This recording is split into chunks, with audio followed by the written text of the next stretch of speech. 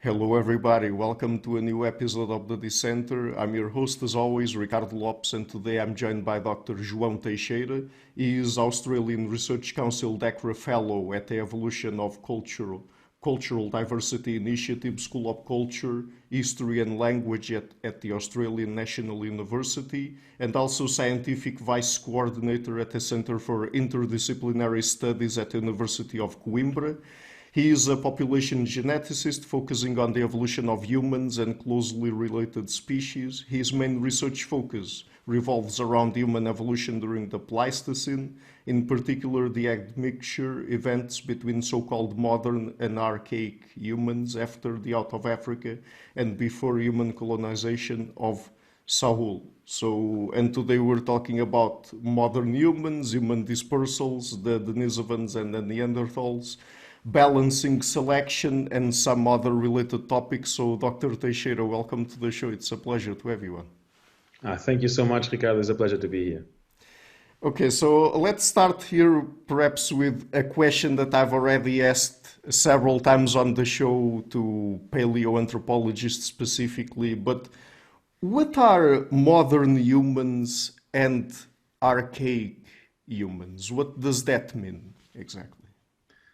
Well, that's a good question. I don't know. No, seriously, I think the terms come from, of course, they have an historical background to them, and they result from typological classification of fossil groups. Yeah. So people looking at fossil bones and saying which are more closely related to humans based on their appearance, based on their morphological traits. Those that similarly are old fossils, like from the Pleistocene, for example, tens of thousands or hundreds of thousands of years old. Those that look slightly more different to whatever the distribution of those traits are in people today, they're called archaic, and that term is itself archaic because it sort of takes us to an idea of potentially these groups being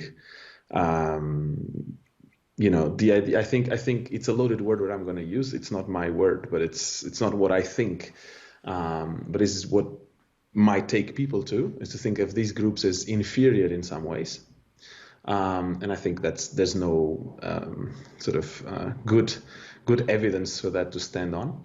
And then the ones that look more like people today, that are first seen in Africa, they're called modern humans. So basically what happens is that paleoanthropologists looking at the bones in the field, they can sort of try and start classifying different traits morphologically, and then they start grouping. They are useful classifications in the sense that they allow us to have intelligible conversations, but moderns would be everything that looks like people today, archaic, everything that looks slightly different. But just to be sure, these terms apply exclusively to Homo sapiens, correct? I mean, I'm asking you that because sometimes when we talk about human evolution, we refer not only to our species, Homo sapiens, but also other closely related species. Sometimes we are referring to the entire Homo genus.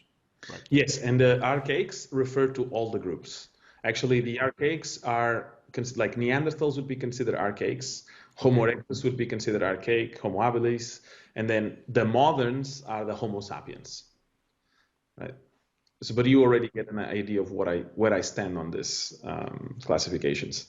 Yes, because we're going to get a little bit later into our interbreeding with other species like the Neanderthals and the Denisovans. We're going to talk about that. But I also asked you that question to clarify where actually the term modern human applies, because, I mean, since we interbred with Neanderthals at least, and we are so closely related, not just historically in terms of our genetics and our morphology as well, I guess. So I was just wondering if by any chance modern humans could also apply to Neanderthals or other closely related species. So. No, not canonically. Not Okay. like, so when we're having these discussions, when we say archaic does not include the Neanderthals or the archaic includes the Neanderthals and does not include the modern humans. The modern humans are the Homo sapiens. Maybe Okay. that's what I should have started my answer, but essentially those are, so-so classifications. Okay. So I want to talk now about out of Africa migrations by.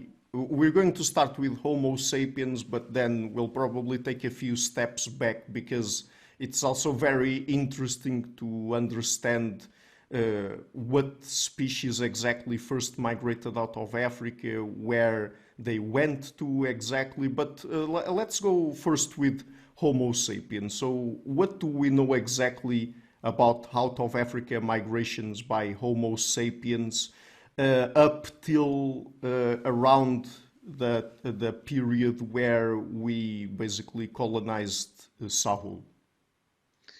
Well, so what we know is that these forms of so-called modern or anatomically modern humans, so Homo sapiens, first emerged in Africa around, it's pushing back now, I think 300,000 is the earlier proposal.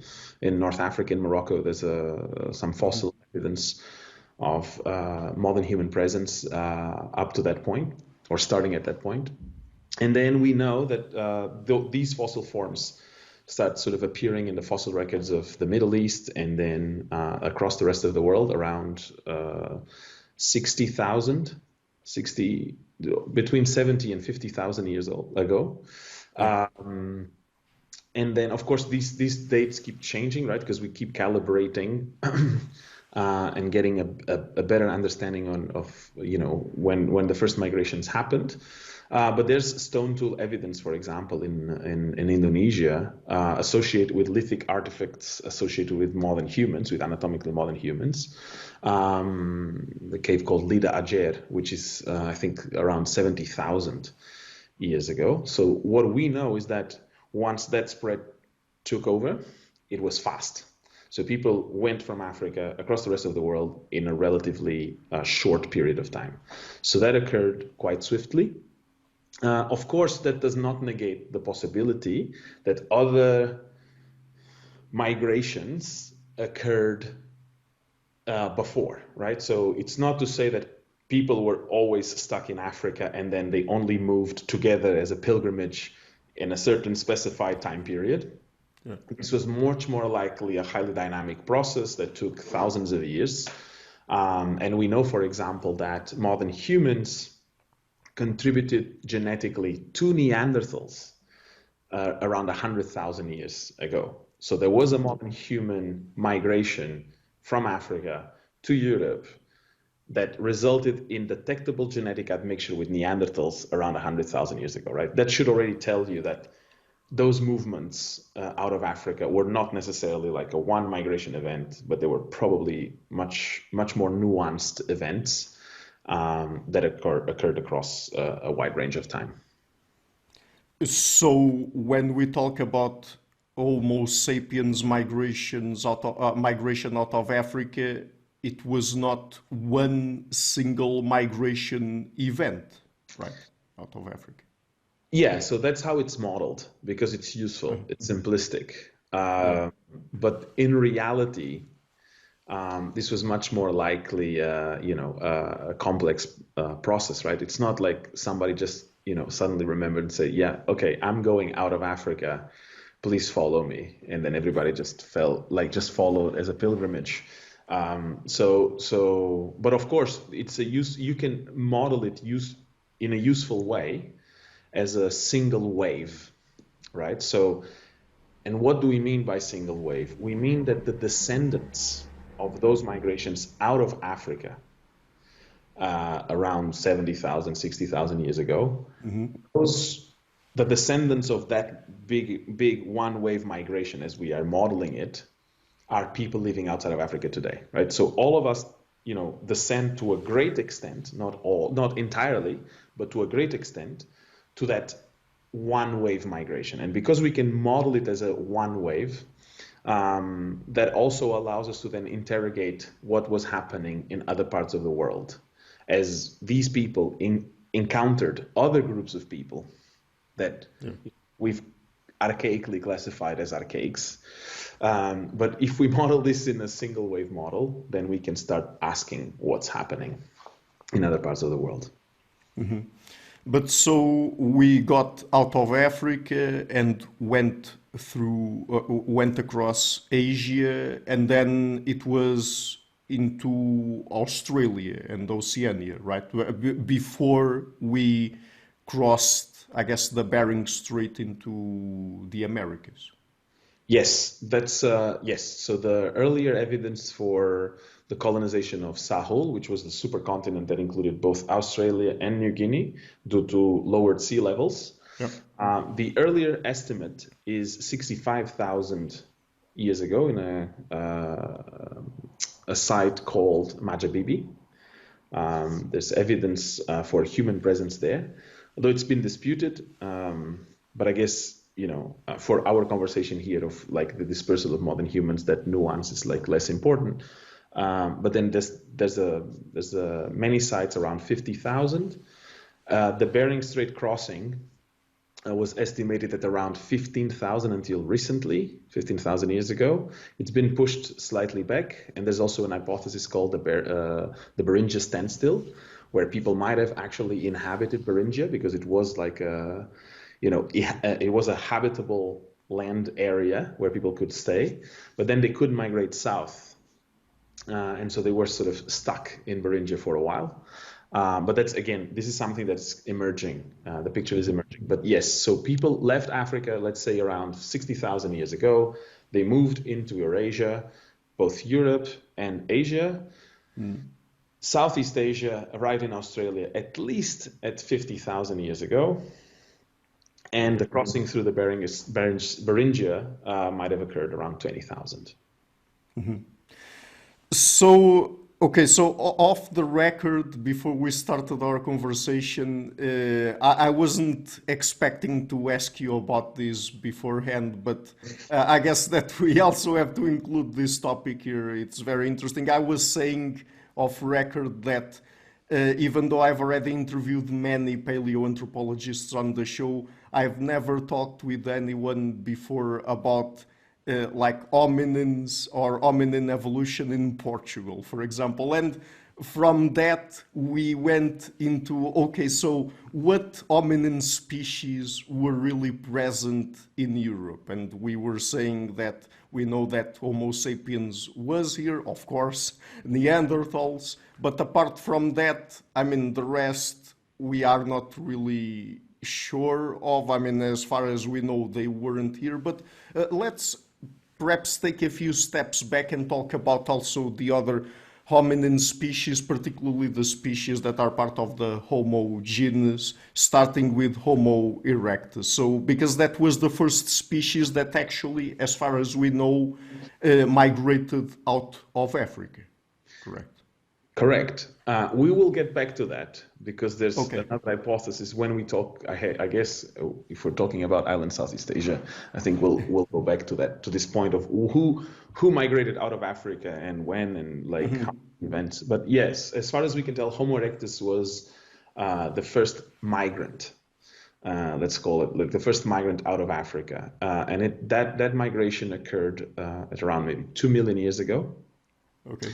And we have solid evidence of Homo erectus presence in Asia. There's fossils in Georgia. There's also fossils in China at around 1.8 million years ago, if I'm not mistaken. And then down to island Southeast Asia in Java for at least 1.5 million. Right. And so that was so there's no one out of Africa. There are multiple out of Africas. Right. And then the question is, and then I think paleoanthropology in the late 20th century, early 21st century, the discussion was about how much these fossil groups contribute to the modern the present day people, right? So whether they are related to us or not. But in Europe, we have no evidence beyond the Neanderthals. In Asia, we have Homo erectus much earlier than the Neanderthals. The Neanderthals appeared around 500,000 years ago. And then there's fossil evidence for Homo erectus at 1.5, as I said, in Java. And interestingly, east of Java, so already in the eastern Indonesian islands, you have other fossil groups, Homo floresiensis and Homo luzonensis, and you have stone tool records for at least 700,000 years on those islands, which is quite remarkable. And what about Homo heidelbergensis? I mean, is that species associated with any out of Africa migrations or not? Yeah, I guess the heidelbergensis, I mean, it depends who you ask. It could be thought of as a placeholder, but these are like these transition fossils, right, that people always debate. Again, it's showing, the heidelbergensis is showing you that the classification of these groups into archaic, moderns, Neanderthals, erectus, whatever, that morphological classification, it's very, very useful. It is very accurate in some cases, but it can be problematic in others, right? Because what do you do with fossil forms that have sort of mixed traits or that you can't really classify? And so heidelbergensis, the transition between Neanderthals and humans, and heidelbergensis sort of sitting in between, some people classify it as a different species. Right, so that's a different thing,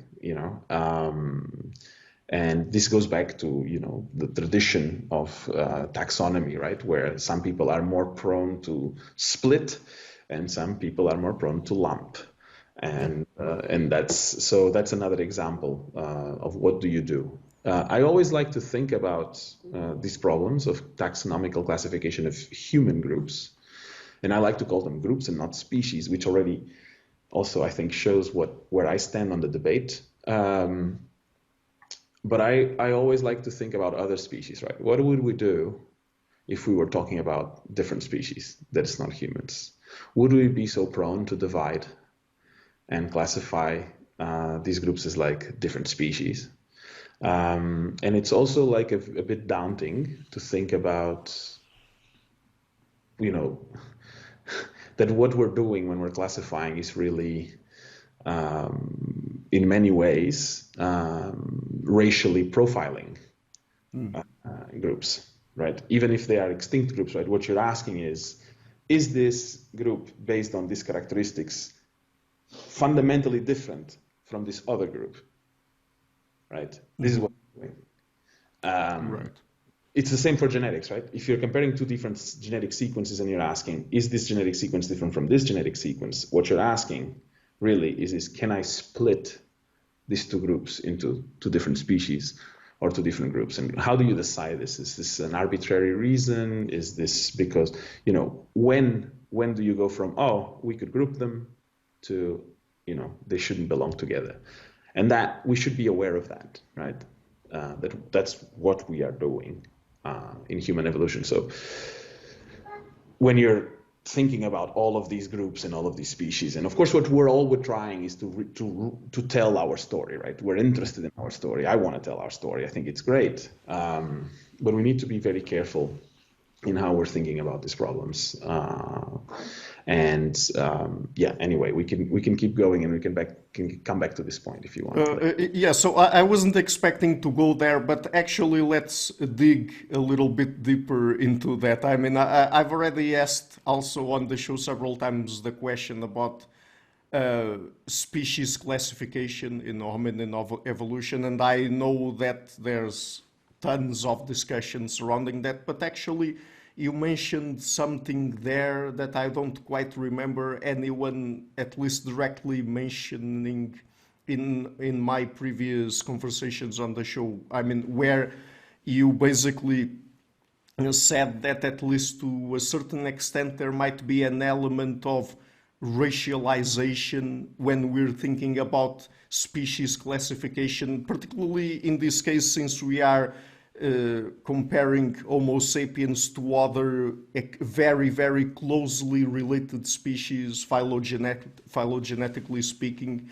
That's interesting. So do you think that perhaps to a certain extent there might be an element of, I will say politicization here when it comes to perhaps us wanting or allowing for certain hominins to be classified as human or not? Let's say, let's perhaps put it that way, start with that, and then we can go on from there. Yeah, I think that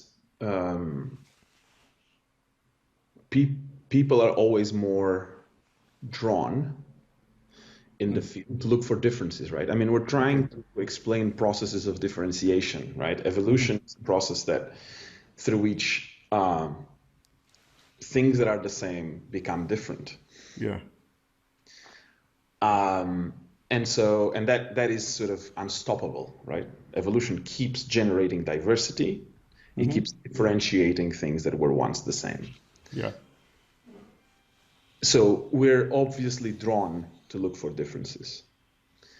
Now, we know since the, at least, I'm going to be gentle, at least since the second half of the 20th century, that there's no scientific basis to talk about groups of people today as like anything different in a meaningful way. So we can't talk about, there are differences between people, right? You and I are different. Right. I'm different from my parents. Of course. The question is that meaningful, right? And there's no evidence that there's any meaningful differences, right? Okay, but then what does meaningful mean here? All right, so let's go back. Let's go to that. That's good. Let's go to that. Racial classification of people, right? People of present-day people. The basis for those classifications are meaningless, right? For what people propose in the beginning. For example, the fact that some, geographical groups were inferior to others, right? Europeans, right?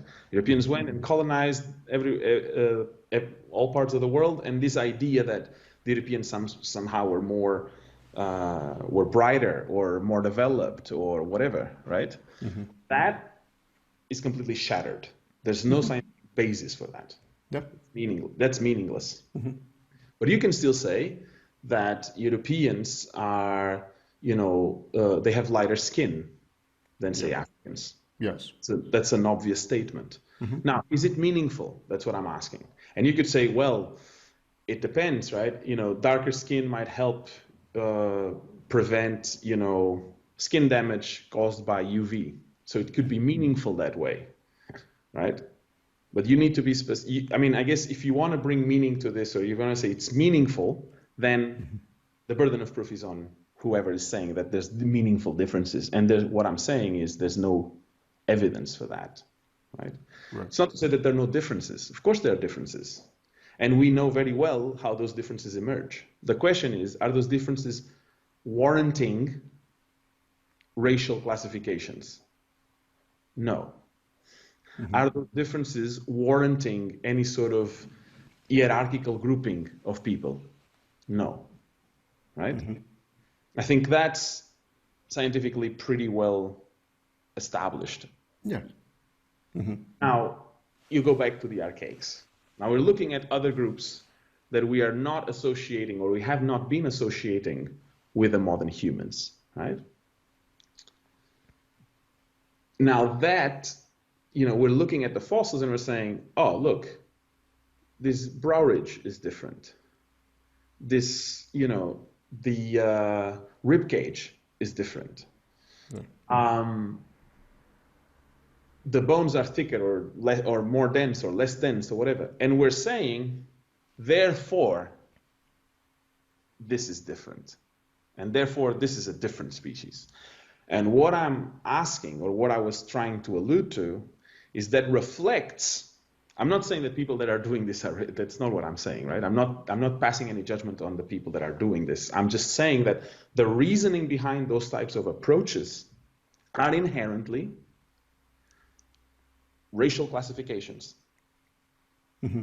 Right? They're looking for differences. They're not saying that they're meaningful. They're not saying that the Neanderthals were this or that or whatever. Yeah.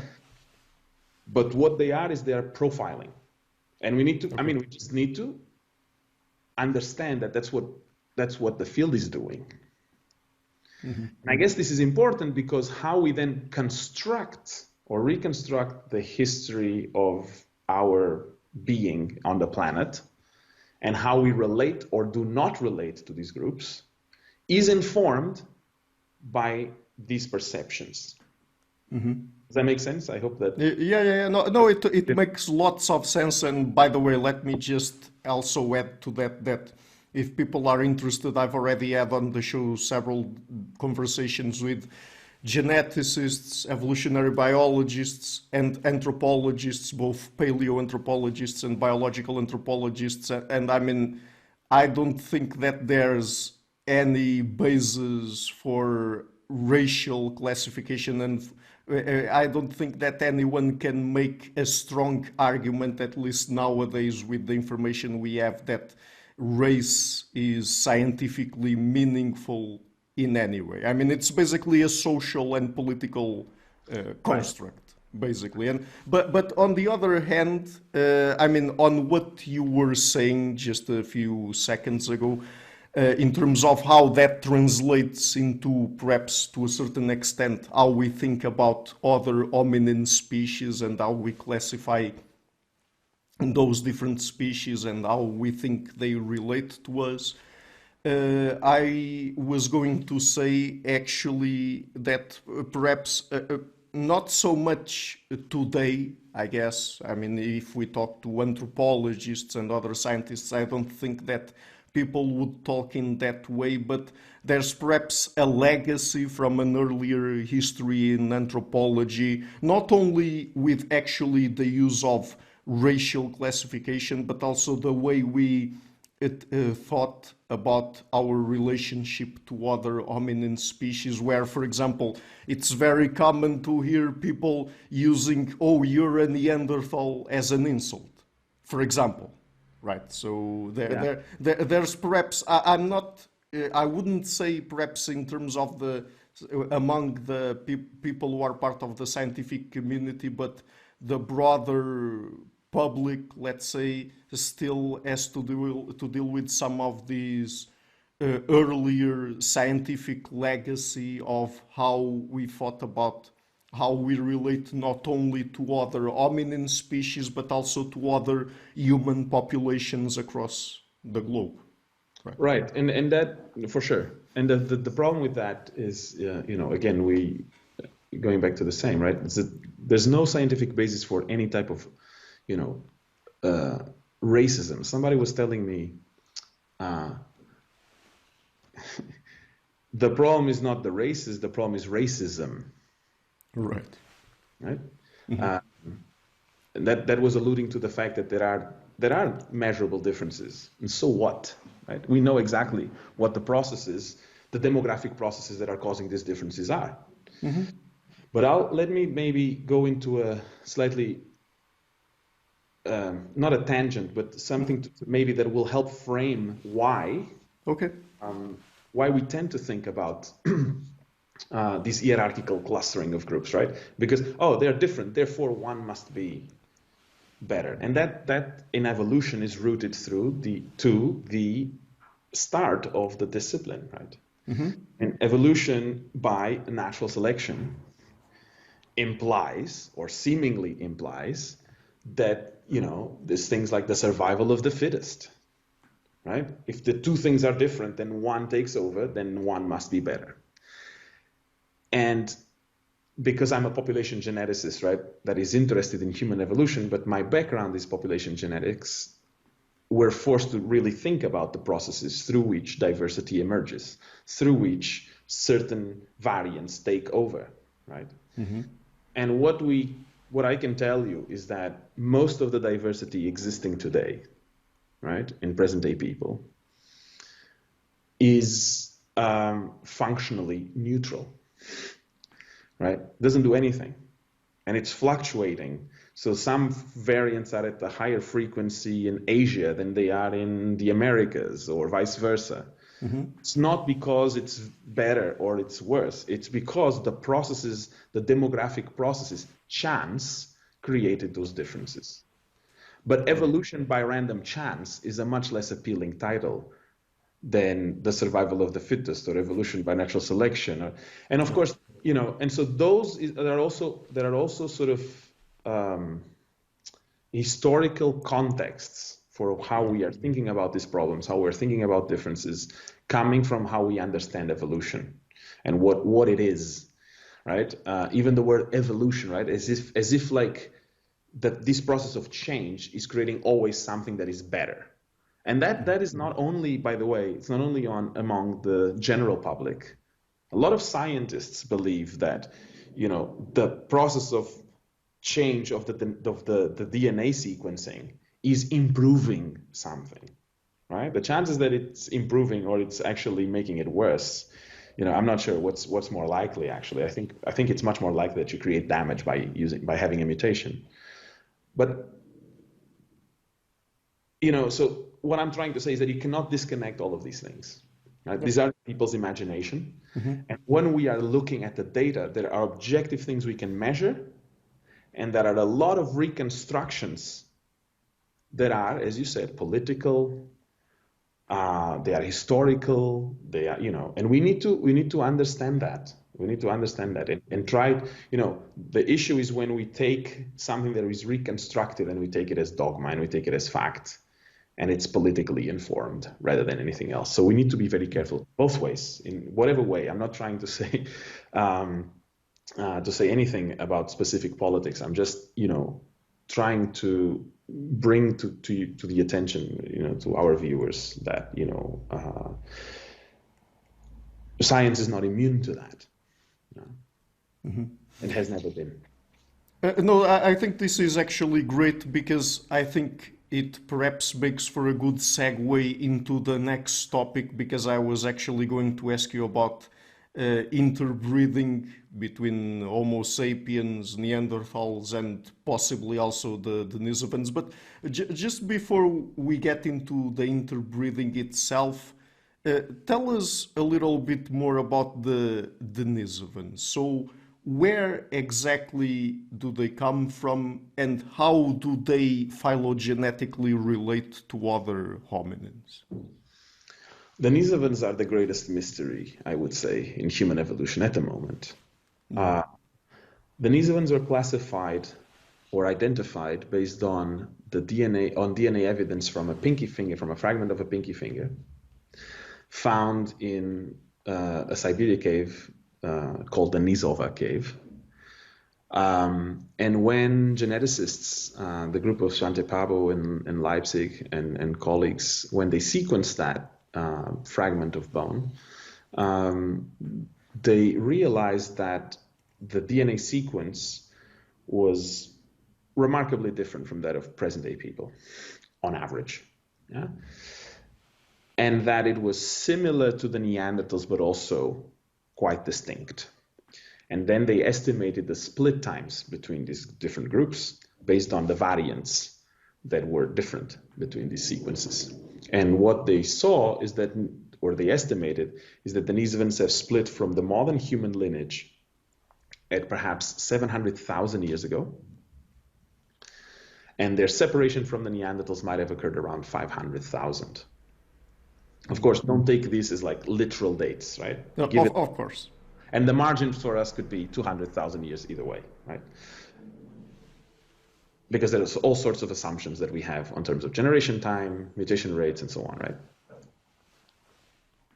Now, what is very interesting is that when they looked at the distribution of, you know, first they asked, did this group, which we didn't know, we can say it's, again, We can look at things and say, this is different from that. Can we call it a different species? Yeah. I don't know. You tell me, Ricardo, can we call it a different species? What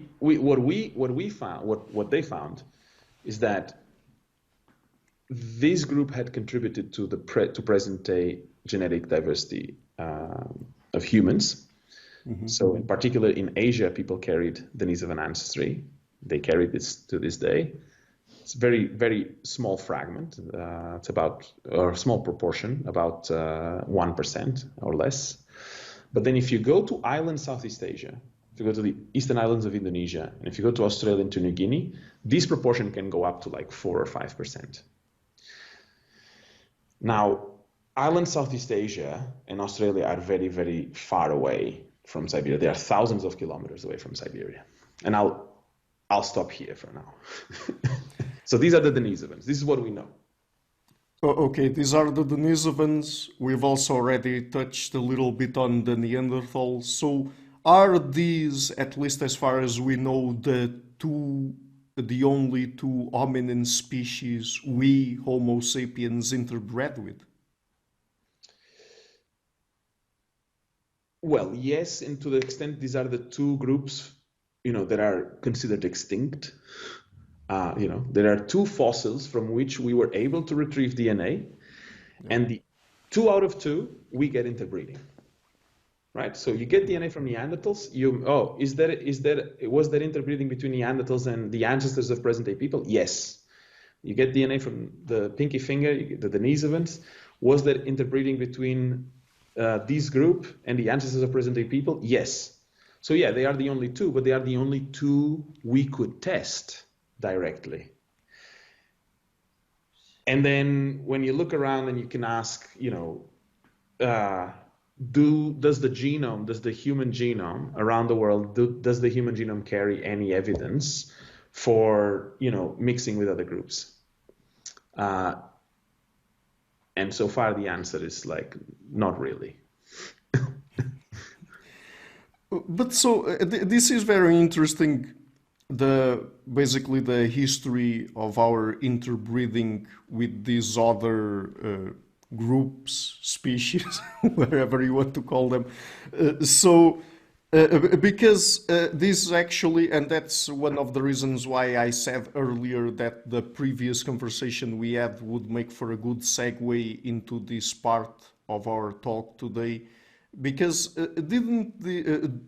doesn't this also put into perspective the way we think about hominin species and how we, Homo sapiens, relate to some other hominins that we classify as a different species, because we were able to interbreed with them? Of course, this perhaps points to a sort of definition of species that is probably out of date by now, where it would be something along the lines of two individuals are part of the same species if they are able to reproduce between themselves and generate basically fertile offspring, so something like that. So that's perhaps pointing more to that. But anyway, do you think that these would have, our interbreeding with other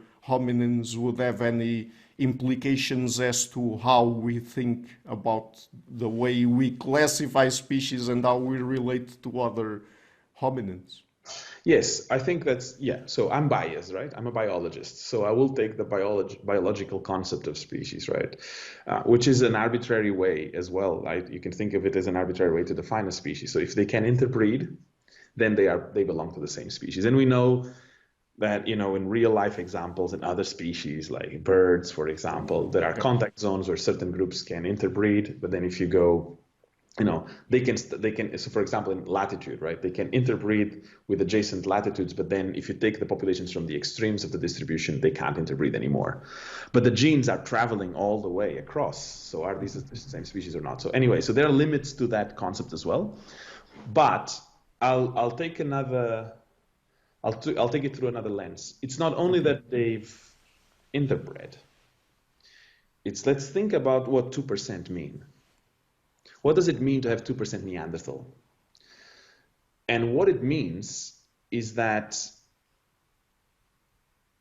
the significant proportion of Neanderthal variants in present-day Europeans implies that the ancestors of, well, Europeans and people around the world, it implies that that proportion resulted from interbreeding events, not sporadical, but family units, right? That takes you to the point where you have to, assume that the most likely scenario is that these were family units. People were not just like randomly, encountering each other on the landscape and say, oh, there's someone from another group, from another species, and let's sporadically interbreed with them.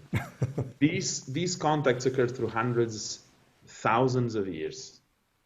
They resulted in family units. They likely had shared culture. There's the question about Neanderthal language all the time. I would say, I mean, I'm no expert on this, but I would say definitely they were speaking the same languages, right? So they add language. I would say that's the most likely scenario. Some people would disagree. There's studies on... No, I mean, actually, that is very interesting because, as you said, some people disagree, but there's also, on the other hand, and of course, I'm not sure to what extent he is right on that or not, but there's a linguist, Daniel Everett, that makes a very, at least, interesting argument, I would say, as to how Homo erectus already had language. So yeah, like I would have no issue with that at all. Like as a theoretical concept, I have no issue with that. I mean, and then again, if what we are observing is that so let's get back to the interbreeding before we go to the language or the culture. Sure. So if what we are seeing is that Neanderthals interbred with the ancestors of modern humans. We've also seen, and we've talked about this, that modern humans, there was sort of radiations out of Africa before the main out of Africa, like by modern humans, that resulted in identifiable genetic footprints of modern human DNA into the Neanderthal gene pool. Mm-hmm. We know that Neanderthals and Denisovans interbred and coexisted in the Denisova cave. We know Denisovans interbred with modern humans. So every combination that is possible that we can test meaningfully in the sense that that we can statistically get really good signal from the data for which we have data, all the possibilities so far have come out to positive. People have mixed, people have interbred with each other. Now, what that starts to me painting a picture of, sure, human groups were relatively isolated. Sure, they could start developing some sort of feature because, physical feature or physical trait because of either just random chance, as we've discussed, or some adaptation. It could be some adaptation to local environments. But to think of this as isolated units that were not interbreeding with anyone, that, there were different species, I think it has no bearing anymore. To be honest, I think I like to think of humans as all these groups: Homo erectus, Denisovans, Neanderthals, the moderns. Sure, it's useful. You can talk about them as separate entities and have conversations, right? Mm-hmm. But to think that would translate again meaningfully into separate species. Or I just don't see how that's possible in light of the current genetic evidence of widespread admixture or widespread interbreeding between these groups. I just can't see it, because to me, there's starting to emerge a picture as well as like lithic transfer between groups, right? Mm-hmm. I mean, I don't think this is going to last much longer. That as a robust scientific theory that these are separate species or whatever. Like I think they're just one. Like we are one species. Call it Homo. Put it all in the Homo genus, and say Homo is a species, and then within Homo there's different groups that you can intelligibly discuss, but biologically they're not necessarily meaningful. Now you could say, But I think a really good way to classify a species is to, look at the rate at which a particular stone axe is made by a particular group. And therefore, because it's a different culture that does stone axes in a particular way, this is a different species. Okay, if that's how you want to classify them, and that's the drawers you want to sort of construct, then that's fine. But you need to specify what you mean by species. And I guess this is another issue, right? Is that the concept of species is really artificial, right? It's useful. It's very, very useful. But it doesn't always work. You can always find exceptions to the rules, and then unless you define exactly what you mean, like, we can't really have a conversation. In the sense, like, maybe you'll interview someone next and say, no, clearly these are different species, and it's not that we are disagreeing with one another; it's that the definitions that we have are different. Mm-hmm. But particularly when it comes to how we relate to Neanderthals, I guess it's very interesting because there's all of these. An entire set of questions, let's say, about how Neanderthals went extinct, I guess, and perhaps we can also discuss that. But I guess that it's very common for people to try to bring to the table suggestions or hypotheses about how Neanderthals went extinct because they were not as biologically or evolutionarily fit as Homo sapiens, or perhaps they were inferior to us, again going back to that discussion surrounding race and all of that, inferior to us in certain aspects, like for example they were less intelligent, their sociality was less complex, their culture was less complex, stuff like that. So is there any evidence of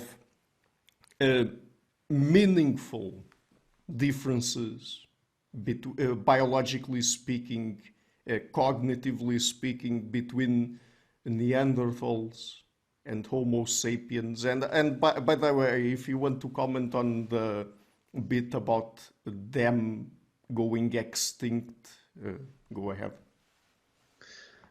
Well, I think so. You can take people across the world, today, and identify the Neanderthal segments in their genome, and reconstruct entire Neanderthal genomes from that, right? So we can basically recreate a Neanderthal without even taking the DNA from the fossil anymore, just because we can identify those bits as Neanderthal because we had a fossil, right, for which we could measure. What does that tell you about them being extinct? So if you take a modern, and we've done this, like people, I not our group, but other groups have done this. If you look at the contribution of what we are calling ancient modern humans, these are the modern humans that left Africa. They are Paleolithic hunter-gatherers in Europe, and it's mostly in Europe. And some of them have not contributed to people today, but they are modern human. Are they extinct? So that's my question. So there are Neanderthals who contributed to the genetic diversity of present-day people. We're saying the Neanderthals are extinct.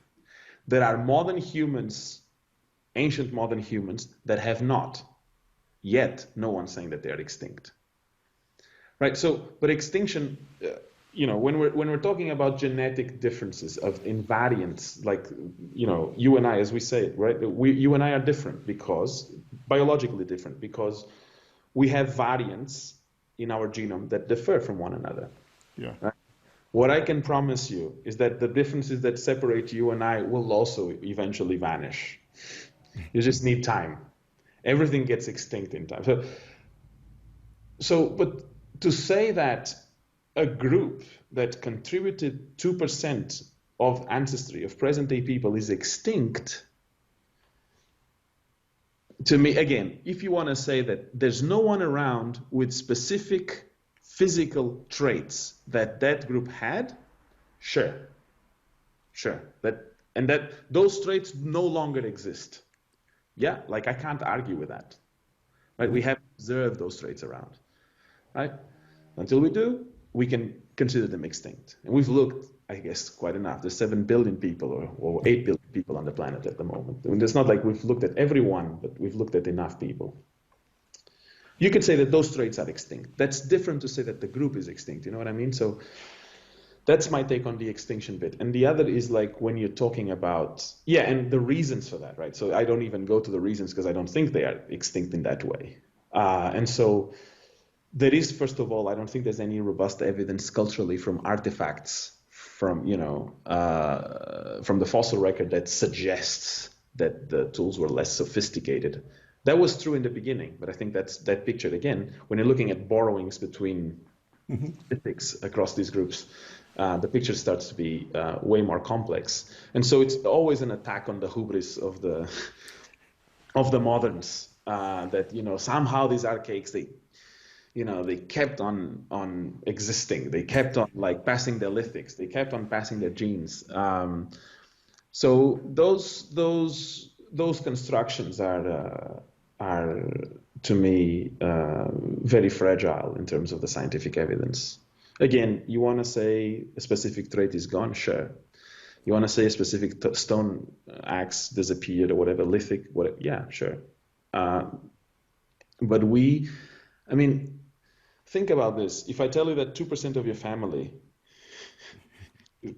is not your family, or is only 98% of your family is really your family, you belong to this 98%. The 2% without whom you wouldn't be here, they're not part of your tree. You're not part of your family. That's weird, I would say. Also, there's another thing. If you think about how genetic information is passed on from generation to generation, right? You're only 25% your grandparents, right? So you have 4 grandparents, so you get 25% from each on average. Mm-hmm. If you go back one generation, it's halved, 12.5%. And you keep halving that, right? That means that for you to inherit 2% of the Neanderthals, that 2% had to be everywhere. Everyone had to have it. So you now have the 2%. Otherwise, some people didn't have, the 2% would not necessarily survive, right? The chances of that passing on would not be high.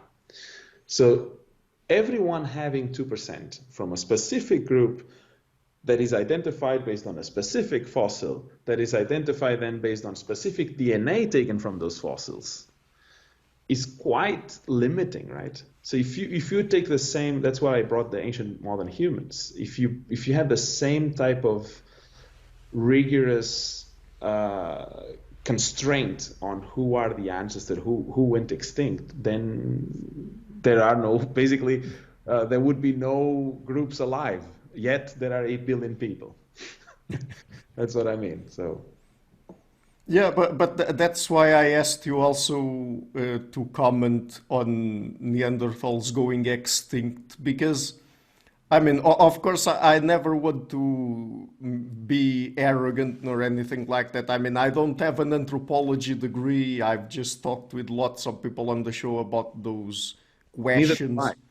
But again, it always sounded, not always, but for a long while now, it sounded a bit weird to me why we would say that Neanderthals really went extinct if we have that high of a percentage of their DNA in Homo sapiens. I always found that a little bit weird. Of course, again, I could have been missing some aspects. I don't know, someone could come and say, oh, if you also share 99% of your DNA with chimpanzees, so if tomorrow chimpanzees go extinct, tomorrow there's not one single chimpanzee on Earth, just because you have 1% or 0.1% of their DNA, does that mean that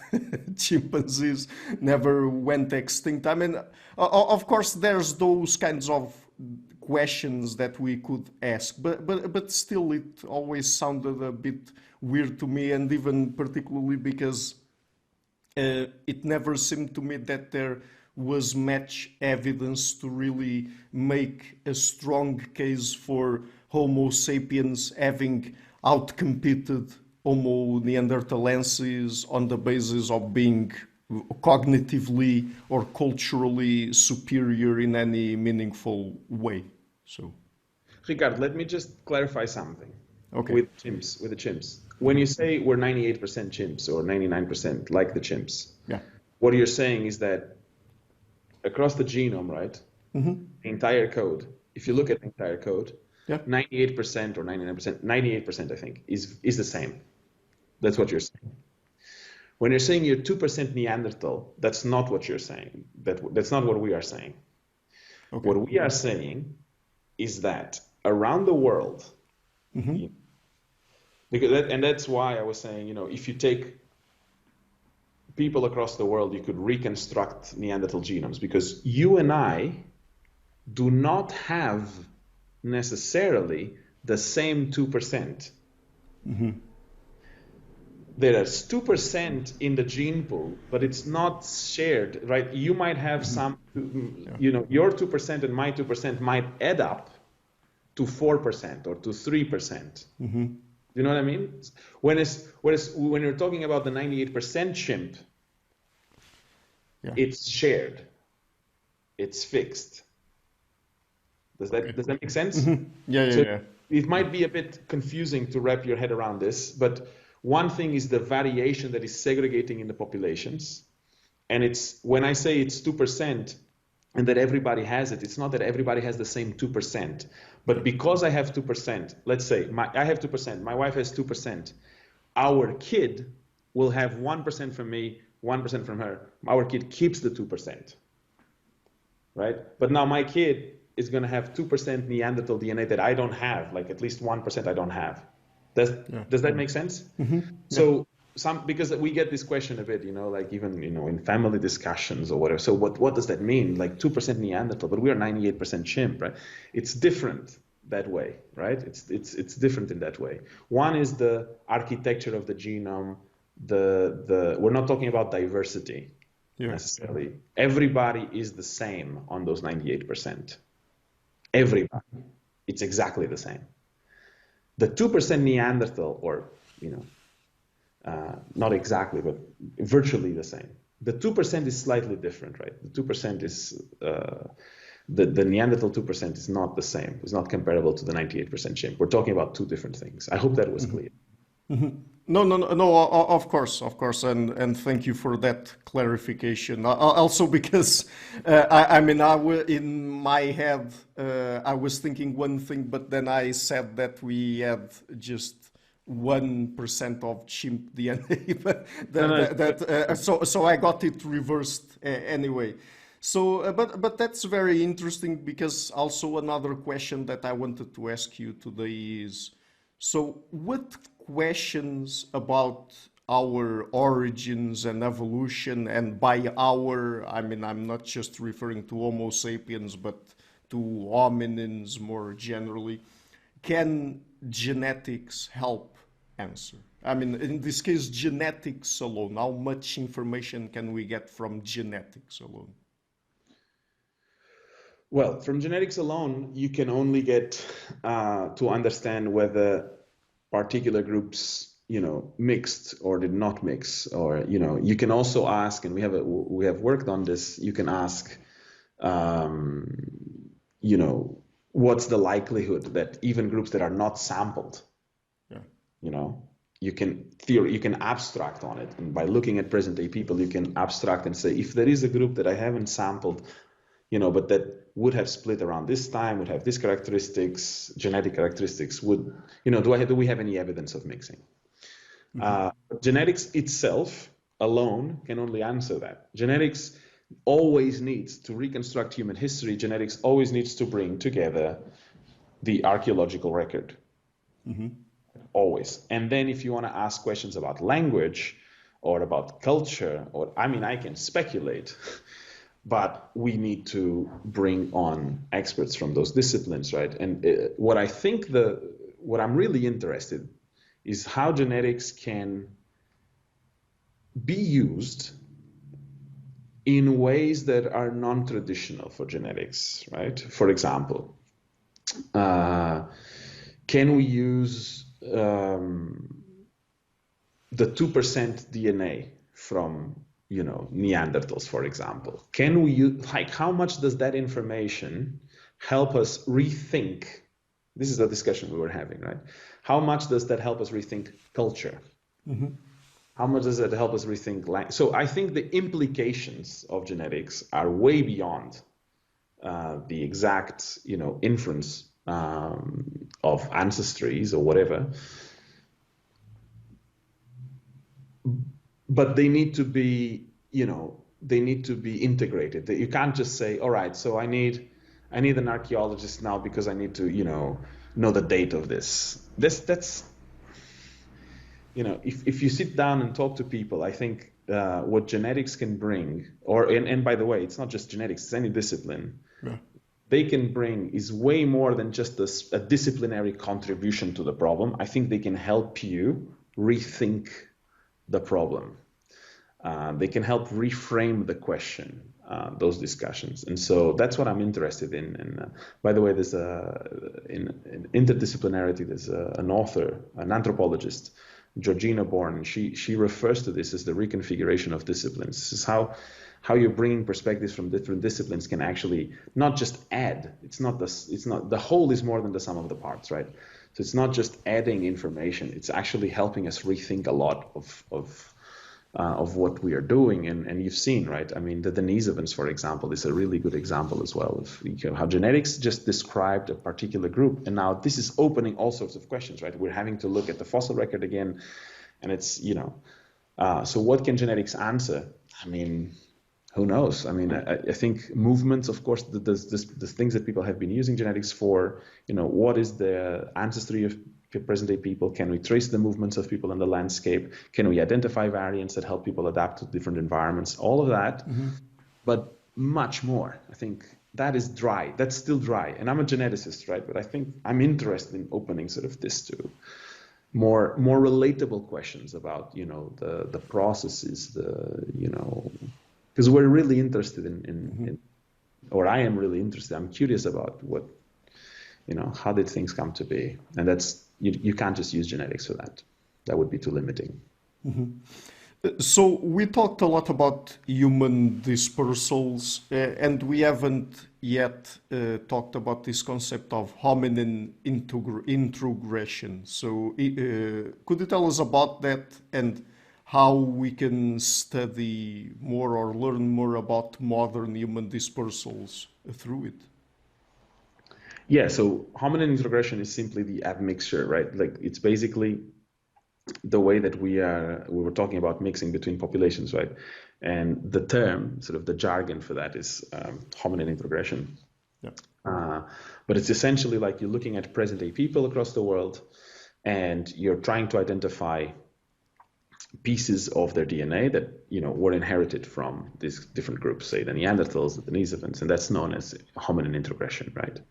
Yeah. Now, by comparing those different proportions, not just the proportion of, say, Neanderthal or Denisovan DNA, but also, the frequencies of the variants, right? That gives us another signal of demographic processes that led, to the peopling of certain places, that led to the geographical spread of people across, say, a continent. Yeah. And when we look at this, so you could actually, for example, because everybody carries 2% Neanderthal that is living outside of Africa carries 2% Neanderthal DNA, you can start saying, okay, so if that is the case, where is it likely to have occurred, right? And you have Neanderthal fossils, in Europe and the Middle East, right? So if people are leaving Africa through, that part, so through the Middle East and then colonizing Eurasia, then maybe that's a good, proxy for where maybe this Neanderthal admixture has occurred. Of course, people do not just, admix and then become static. So there's all these processes, people keep, traveling around and mixing and so on. But because the Neanderthal or the Denisovan admixture or introgression, hominin introgression, those signals are very clear because these populations were, relatively diverged. They create sort of these pulses, right? They are very easy to identify.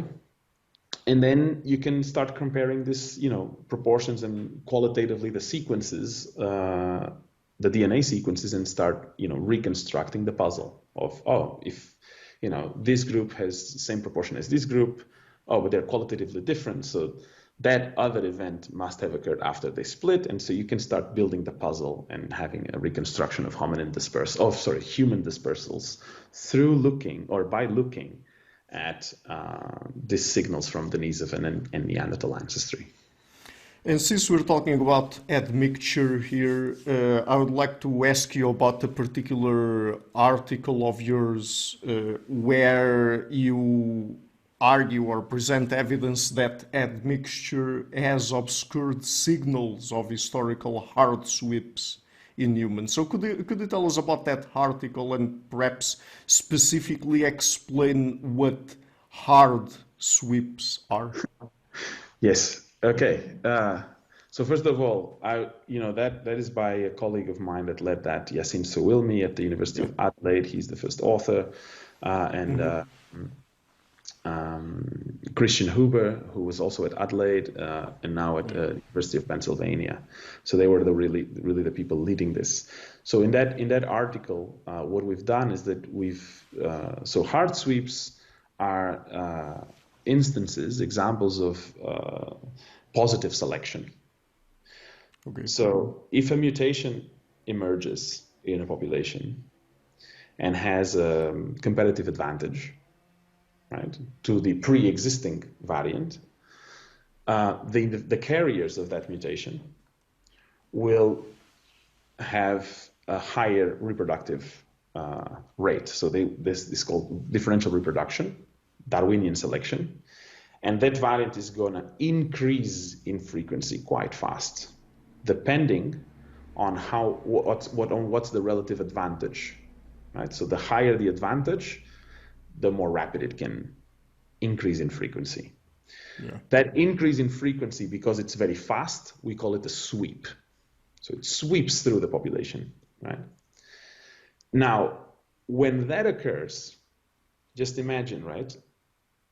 This is a new variant occurring on a particular background, but because it's a new variant, it will sit on one genetic background, which is one chromosome of the entire population, right? Yeah. If that sweeps in frequency, we can look at it computationally, and what we observe is a decrease in genetic diversity, local genetic diversity around that variant. So we can identify this, right? Now, there's been back and forth discussions about how common was this during human evolution. And what we have now is that we can access ancient DNA, so we can look at not only present day genetic diversity, but we can look at old genetic diversity on people that have deceased long ago. Mm-hmm. And so we can start and ask, were these common, in older times, right? In ancient times. And what we have found is that since humans left Africa, in Eurasia, there were, several of these episodes of selection, taking alleles to fixation, so sweeping through, taking genetic variants through fixation. But those signals have since been obscured in present day, so you can't detect that signature anymore, because the backgrounds that swept and fixed in the population have since been admixed with non-carriers, right? It's not like the non-carriers went extinct, it's that these happened in a local specified time period, but then when, people kept on, genetically or mixing, reproducing, mm-hmm. those signatures disappeared, and that's why you can't find them today. And so that's what that article is about, right? Is that you could use ancient DNA to detect signatures of selection that have since been obscured in present-day people. So if you just have present-day genomes, you couldn't observe this. But because we have ancient, we can look at ancient genomes and identify those signatures, right? And then ask, but why aren't they present anymore? And the explanation is because there were other people who didn't have that. Selection didn't, occur on all groups, right? And then when they mixed back, then that signal disappears.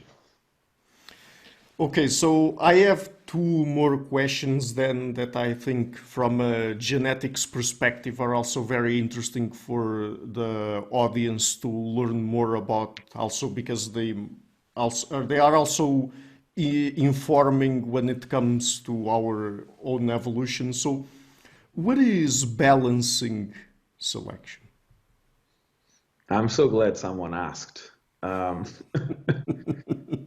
I have to be the one. No, it's great. No, that's a great question. So people think about, selection, Darwinian selection, as one variant being better than another variant, right? And then, of course, this is a struggle, and then one takes over, and that's the survival of the fittest. That's known in population genetics. That's called positive selection, right? But you could have instances where, for example, in humans, right, we are a diploid species. That means we carry DNA from mom and from dad. Right? We have two copies. Yes. Now, so if we have one variant that had advantage towards the other, right, of course we pass each with 50% to our kids. But in the population, what would happen is that one would take over, right? But it can be the case that you have two variants that are different in a particular gene, and therefore you're an heterozygote. So you have two different copies. And because you have these two different copies, you have a selective advantage compared to carriers of only a single copy. So compared to people that carry one of the variants in double copy or the other variant in double copy, right? So you could think about, let's color code this. You can think about blue, blue, red, red, and then someone would have blue and red. If the people that have the blue and red have a selective advantage towards the carriers of either the red or the blue genetic variant, they are more likely to reproduce, correct? Because they transmit this either red or blue with 50%, both the red and the blue will be maintained in the population for a longer period.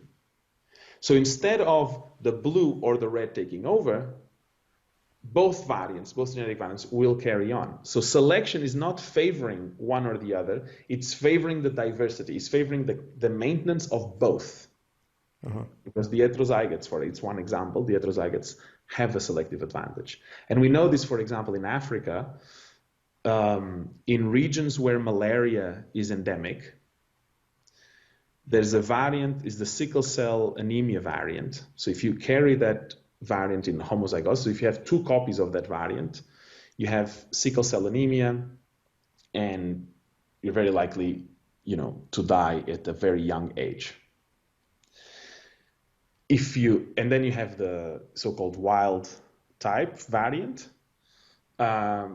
which makes you highly susceptible to malaria. So you're likely to eventually get malaria and potentially die from malaria. But if you have the sickle cell copy and the wild type copy, you do not have sickle cell anemia because one copy of the wild type is enough to have your red blood cells efficiently transporting oxygen in your bloodstream. So you're not developing sickle cell anemia, and you're more resistant to malaria infection. So the carriers of the two copies are more likely to survive to an older age and pass on that gene. Because they pass each with 50%, that variant is maintained at a relatively higher frequency. Now, it's not 50-50 because, of course, if you carry the sickle cell anemia variant is more deleterious than the wild type sort of the wild type variant. So the frequency is about 10 to 90%. So balancing selection is just a way through which selection maintains diversity in populations, right? That's what balancing selection is. So it's not like positive selection where you have one variant taking over. It's a process through which, through time, variants are maintained in populations for longer than expected, right? Because they are selected.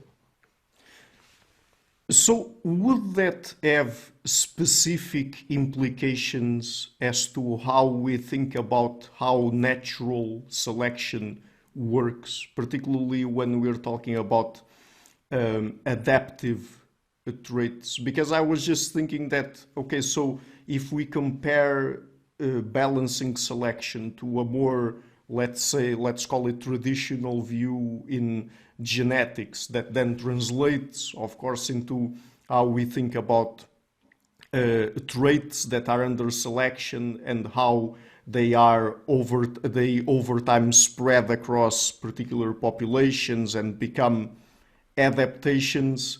Would there be implications there? Yeah, I mean, so in population genetics, balancing selection is taken into account. So it's considered a type of natural selection, and there are others, right? There's in people's imagination, in sort of the general public's imagination, selection means directional selection or positive selection. Yeah. As I said, like the more sort of traditional view. So I think in terms of implications for genetics, they are taken into account in the sense that we are pretty much aware of the existence of that type. I mean, it's not given as much attention, even in the field. There's not a lot of people who, I was lucky enough to study it. There's not a lot of people who did to devote their time to this. But yes, it's taken into consideration, and it can do really interesting things, right? Because you can have variants that segregate so that, survive in a population for hundreds of thousands of years, right? And if they think about this, and it also has implications for how we think about the Neanderthals and the Denisovans and so on, right? Because if now, let's say you have a meta population and you have different variants in that population, right? And now one group goes one way and another group goes another way, and they've never met. And those variants that were, some people have one, some people have another variant, they both migrated with people, right? Let's say that those variants are now under balancing selection. So they will be maintained in both groups for a long period of time. And when you're looking at those two groups, they might now be even two different species, right? They might be two different species that cannot reproduce, but they will still carry the two original variants that were present in the ancestral population. So there will be parts of the genome where species A, or individuals in species A, let's say, will be more similar to individuals in species B than they will be to individuals in their own species on that particular part of the genome. Does that make sense? Mm-hmm. Yes. And so these are called transspecies polymorphisms. So these are variants that, because they were maintained by balancing selection, they were able to survive the speciation event and still segregate to today. And we have this in humans and chimps, for example. So humans have some variants. I have some variants in my own DNA that you don't, that I share with a chimpanzee, and you have variants that you share with another chimpanzee. And at that part of the genome, you are more like that chimpanzee than you are like to me, and vice versa, right? You and I are still part of one species, and the chimpanzees are another species.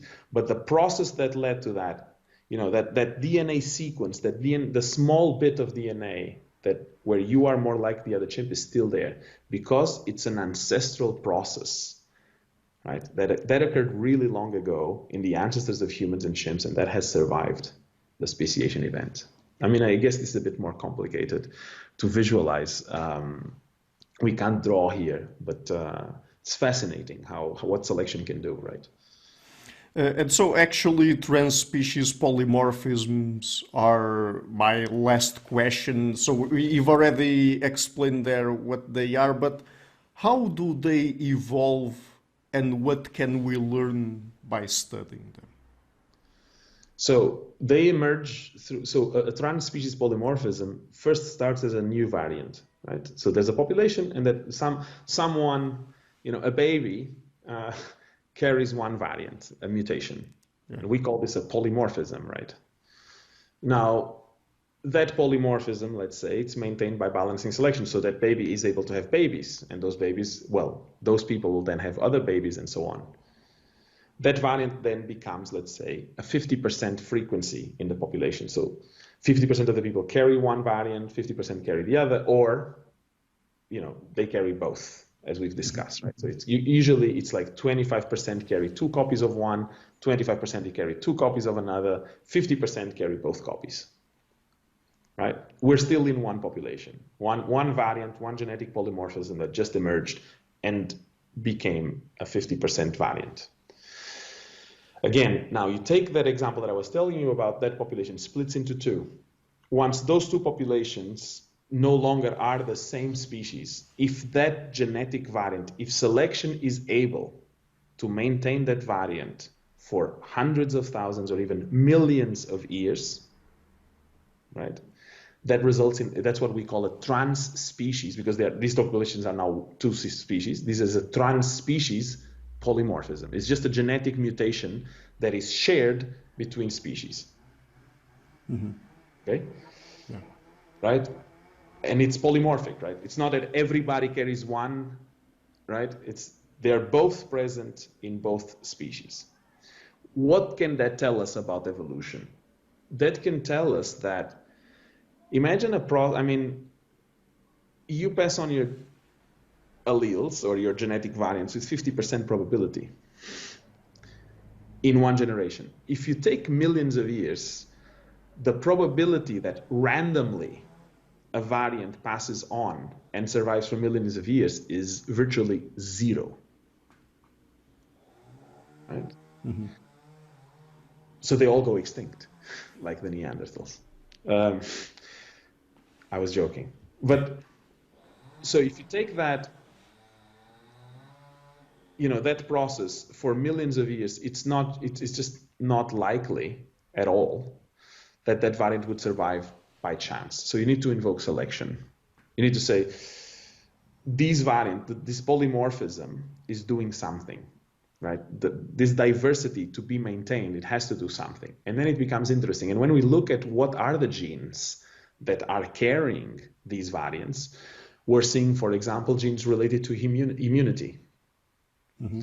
So apparently how you recognize viruses and how you recognize, microorganisms that could infect your body, how our genetic apparatus, like how the proteins that are, doing that recognition, how they are encoded, apparently it pays off to have a lot of diversity within. Because the theory goes, you're more likely to recognize a wider array of microorganisms, and therefore your body has the ability to sort of fight different infections and be much more efficient in recognizing that. So when we look at balancing selection and look at these trans-species polymorphisms, what we see is that they are located in regions of the genome that are mostly responsible for immune responses. Mm-hmm. No, this is very interesting. But so my last question will be then, by taking into account things like balancing selection and trans-species polymorphisms, what implications does that have specifically for how we understand human evolution and how we relate to other hominins? Well, not directly necessarily, right? But for example, you could ask whether the similarities between, humans and Neanderthals, there was a question that in the beginning people asked was, are the similarities between humans and Neanderthals just resulting from mixing, or are they simply, maintenance of genetic diversity, either through selection or through chance, that is surviving in certain groups but not in others, but does not result from mixing, but rather results from these processes. So, and I think the evidence really suggests that there's no, that interbreeding was really the cause for those similarities. But again, you can also ask for selection, not just transspecies, but polymorphisms, but selection in general. You can ask, whether the Neanderthals, for example, experienced the similar selective pressures as, say, to modern humans. And yeah, I think selection is always an interesting way to study human evolution, in the sense that it tells you about processes that, were beyond just the random chance of passing on variants, but it tells you something about the interactions with the environment. Even if those are rare, it will tell you something about that. Yeah. Okay, great. So just before we go, would you like to tell people where they can find you and your work on the internet? Well, yeah, I mean, I guess I'm on Twitter on, I guess it's João Teixeira. And I'm on Twitter. You can find me on Twitter. I'm not sure if that's my handle, but you can Google or you can search on Twitter for me. Get in touch, I guess. And I post all of my work there. And I do have comments on other people's work, sometimes nice, sometimes not that nice, and vice versa. They also comment, sometimes nicely, sometimes not that nicely, but it's always a place to discuss science in a very interesting way. So that's where you can find me. Great. So thank you so much again for taking the time to come on the show. I really loved the conversation. Thank you. Hi guys, thank you for watching this interview until the end. If you liked it, please share it, leave a like and hit the subscription button. This show is brought to you by Enlights, learning and development done differently. Check their website at enlights.com, and also please consider supporting the show on Patreon or PayPal.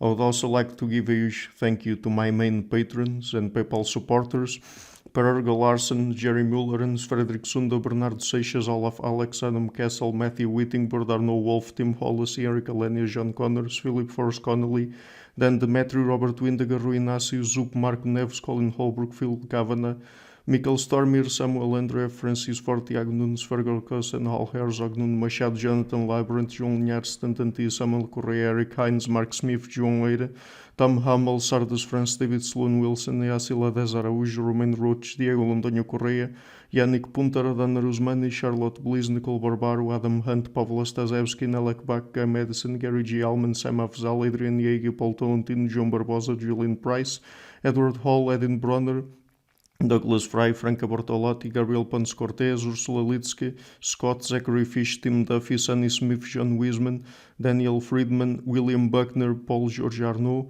Luke Lowacki, Georgios Theophanous, Chris Williamson, Peter Wolozin, David Williams, Diogo Costa, Anton Erickson, Charles Murray, Alex Shaw, Maury Martinez, Coralie Chevalier, Bangalore Atheists, Larry Dealey Jr., Old Erringbone, Sterry, Michael Bailey, Dan Sperber, Robert Grassi, Igor N., Jeff McMahon, Jake Zool, Barnabas Radix, Mark Campbell, Thomas Dovner, Luke Nissen, Chris Story, Kimberly Johnson, Benjamin Galbert, Jessica Nowicki, Linda Brandon, Nicholas Carlson, Ismail Benzliman, George Coriatis, Valentin Steinman, Per Crowley, Kate Van Goller, Alexander Hubbard, Liam Dunaway, BR, Masood Ali Mohammadi, Perpendicular, Jonas Hertner, Ursula Goodenough, Gregory Hastings, David Pinsoff, Sean Nelson, Mike Lavigne, and Dios Necht.